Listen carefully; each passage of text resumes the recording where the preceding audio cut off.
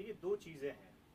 एक पहली चीज ये है कि आप जो बातें करना चाहते हैं राजनीतिक रूप में फायदे लेने के, और राजनीति होना चाहिए, राजनीति का फायदा मिलेगा, आप किसी भी राजनीतिक पार्टी से पूछ लीजिए, उसको पता है किस वार्ड में किस जाति के कितने लोग रहते हैं, कितना वोटर है, हर चीज पता है राजनीतिक पार्टियों को।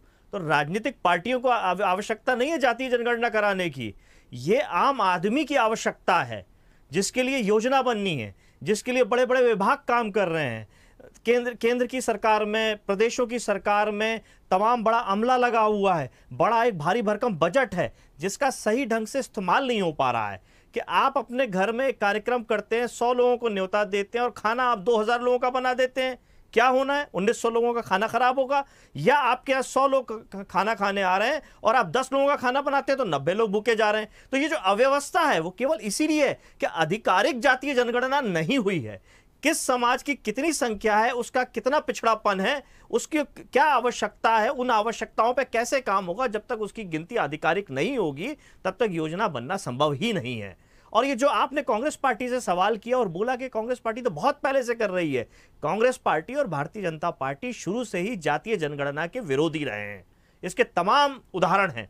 2011 में जातीय जनगणना जब हुई, उसके आंकड़े घोषित नहीं हो पाए। 2014 में भारतीय जनता पार्टी की सरकार आई, एनडीए की, और उसको जब आंकड़े घोषित करने की बात आई तो स्वर्गीय केंद्रीय मंत्री अरुण जेटली जी सदन में यह बयान देते हैं, हम जातीय जनगणना के आंकड़े घोषित नहीं कर सकते, इसमें हजारों लाखों त्रुटियां हैं।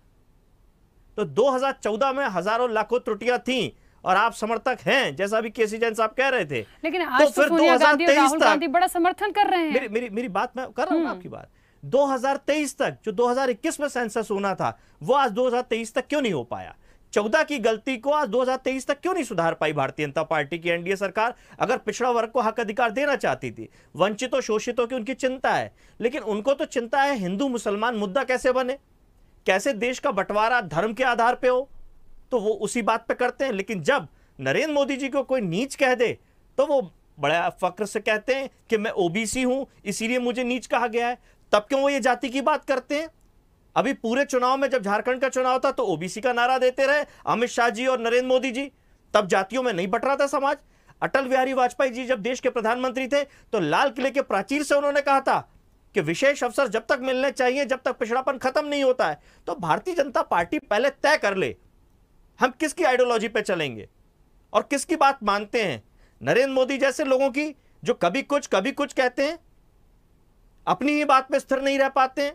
तो जो 14 से लेकर के एक पूरा कार्यकाल कर चुके, दूसरा कार्यकाल भी पूरा होने पे है, तो पिछड़ा वर्ग को अगर धोखा देने का काम किसी ने किया है तो भारतीय जनता पार्टी ने किया। ये मुखौटों को बना के, जैसा अटल बिहारी वाजपेयी जी के लिए कहा जाता था कि ये मुखौटे हैं, सरकार तो कोई और चलाता है, वैसे ये मुखौटों को बना करके आप ओबीसी को ठगने का काम करते हैं कि हमने प्रधानमंत्री बना दिया, मुख्यमंत्री बना दिया, लेकिन जो पिछड़ा है उसको क्या दिया।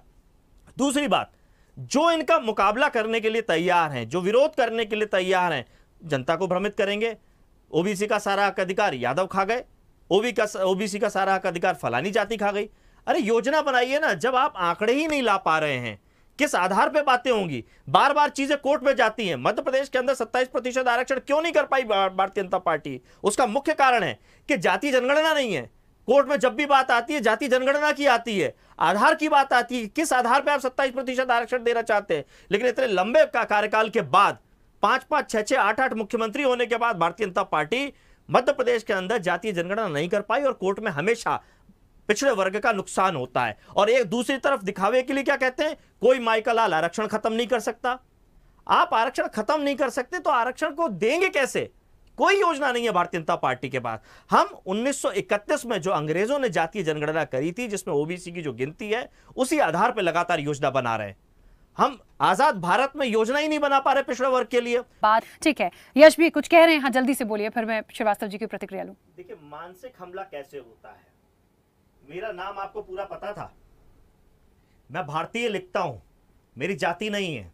जैसा हमारे वरिष्ठ पत्रकार जी ने कहा, डॉक्टर राम मनोहर लोहिया जी को मानने वाली बात, बाबा साहब को मानने वाली बात, मैं उन्हीं का अनुसरण करते हुए भारतीय लिखता हूं।